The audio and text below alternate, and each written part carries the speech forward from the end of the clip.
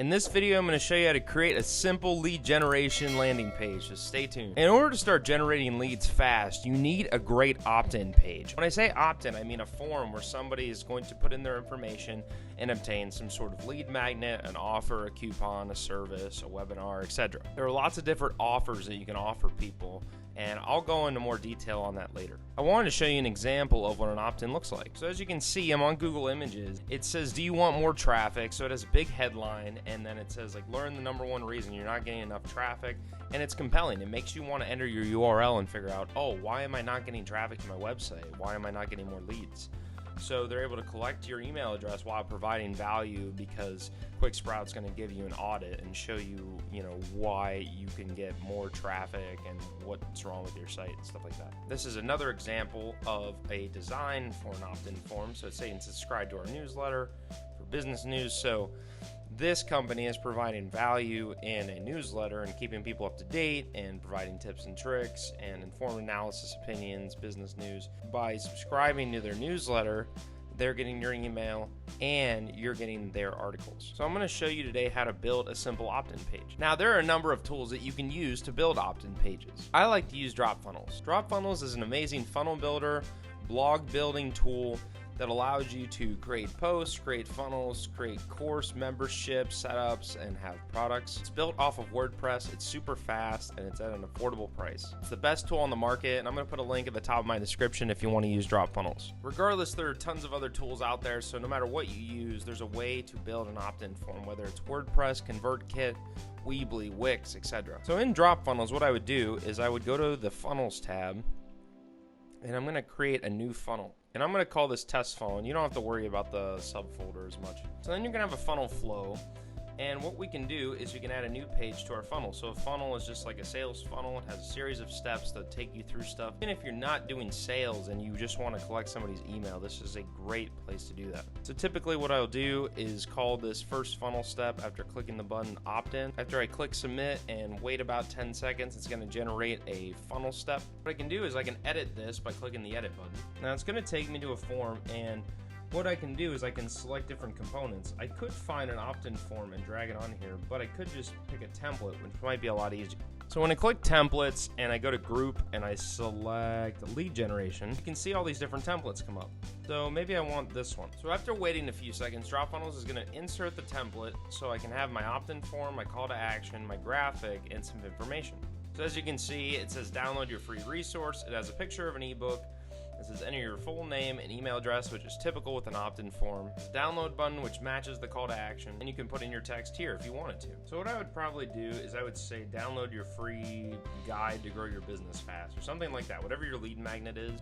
One important thing is you want to make sure that your form shows up before what's called the folds. So if your page loads like this, and they can't see the whole form and it folds right here and they have to scroll more, it's going to cause a lower conversion rate because people don't really want to scroll and work that hard. They also might be unsure and they might not want to keep going. One consideration might be the font or the margins. So what you could do is you could get rid of some of the margins, or you can maybe just make the font smaller. So for now, I'm just going to make this font a little bit smaller.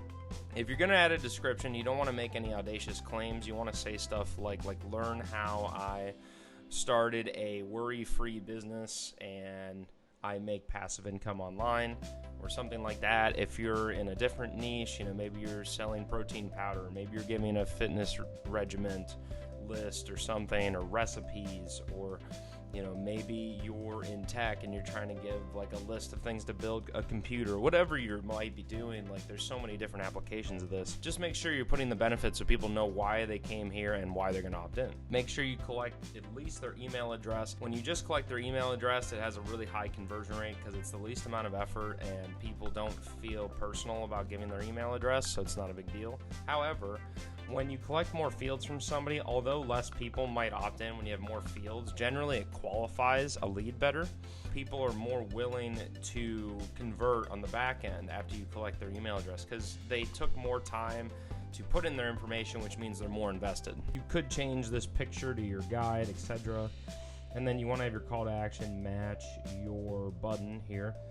which it does. So one important thing that you still have to do is you have to integrate with what's called an autoresponder. So an autoresponder is a mechanism of following up with your email contacts. It collects your email addresses, puts them in an email list, and then you can set up follow-up emails that will automatically auto-respond to those contacts, which is really cool because you could set up a series that, you know, warms up your leads, and you can go from cold traffic to really hot leads, and then you can convert them on the back end. So what I would do is I would select my autoresponder. I use Aweber. I can go into a tutorial on Aweber if you want. I can show you how I use my autoresponder, how I built it out, and how I use Aweber to generate sales and get people to opt in to different offers. If you want me to make a video on that, say yes in the comments below. So I would select Aweber, I would choose my account, and then I would pick my list. And what I could do is I could click save, and now when somebody opts into this, it's already integrated with Aweber. Now, if you're doing it for the first time, you'll have to set up your list, and there's some instructions with DropFunnels to follow that. However, once you have it set up, you can pretty much take that list and repurpose it in different funnels. And then if I wanted to publish this, what I could do is I could click publish.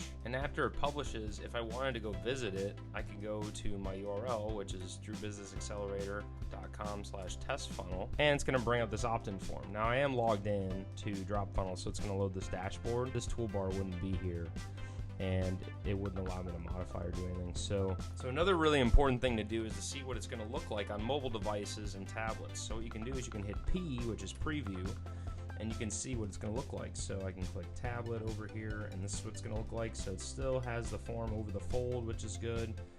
And then I can check on mobile. So for mobile, it looks like the form's a little lower than I want it to be because somebody has to scroll down. They might not see it, and they barely can see my call to action. Something I might want to do is either hide this image or like change the fonts so that it looks better on mobile. So what I could do is I can go into responsive editing by hitting the R key, and I could go into mobile, and I could do some stuff where, you know, maybe I want to make this text a lot smaller on mobile so it shows up easier or something. And I can hit done, I can hit publish, and then if I hit the P key, I can see if my changes helped at all. So it helped a little by moving it up, and then I would probably like move the margins and stuff. For the sake of time, I'm not going to go through all that in this video. I can show in another video how to do more responsive design and stuff like that with DropFunnels. But basically, when somebody comes to this form now, they can enter their information, hit download, and it's going to show up in my email list. What you can do is in your autoresponder, you can send an email with a link to like a Google Drive link or somewhere where you're hosting a file, or you can actually just put it as an attachment, and then they can download your ebook or your coupon, or if it's a call consultation, you can just include your phone number, or it leads directly to a call with a link or something. There's a lot of different ways that you can do lead generation, and you can lead somebody down a path where they're opting in and they're getting a lead magnet. So I hope this tutorial was helpful for how you can create a simple opt-in form using a tool like DropFunnels. I have a link at the top of my description if you want to start using DropFunnels. It's a free trial, it's a special offer just for you. Just click the link at the top of my description. You can go there. You can start building out your first opt-in form, and you can learn how to integrate with an autoresponder and start collecting leads. Now, along with lead generation, you still have to be able to convert those leads, write great sales copy, be able to have compelling offers, be able to have affiliate networks that you're tapped into, and you need to be able to create ads, and there's just so much that goes into running an online business. Sometimes it can be really overwhelming and you just want to give up. You don't want to do all the work, and it's really hard, and you have a lot of pressure from family and friends. Where's the money at? Where are the sales? And then you start thinking, maybe I can't do this. I've been there. I've doubted myself many, many times, but I kept pushing through. It allowed me to start a successful online business and generate sales for myself. I wish when I was starting out, I had an easy step-by-step guide to follow that would help me get started with generating my first sale in no time. What if I told you that I had that exact guide just for you? Well, the good news is I do. If you go to drewbusinessaccelerator.com/freedom, I'll put a link at the top of the description below. You can click that, you can go to my page and learn how I successfully started my online business. You can learn how people everywhere are leaving their 9-to-5 jobs, starting their own online businesses, and learning how to make passive income. You won't have to worry about struggling on how to start an online business ever again, and you won't want to quit. You'll learn how I was able to tap into affiliate networks, start referring products, how I started learning how to do keyword research and pick traffic methods, how to drive people to my funnel page, collect leads, and then eventually convert on sales. If you want to learn how to make passive income and learn how I started a successful online business, then go to drewbusinessaccelerator.com/freedom and start your journey as an online entrepreneur right now. I hope you liked this video. If you did, slap that like button. I really appreciate it. Please stomp on that subscribe button and slap that notification bell so you don't miss a single video from me. Thank you so much for listening. There's a video right after this one. I'll see you in the next one. Peace out.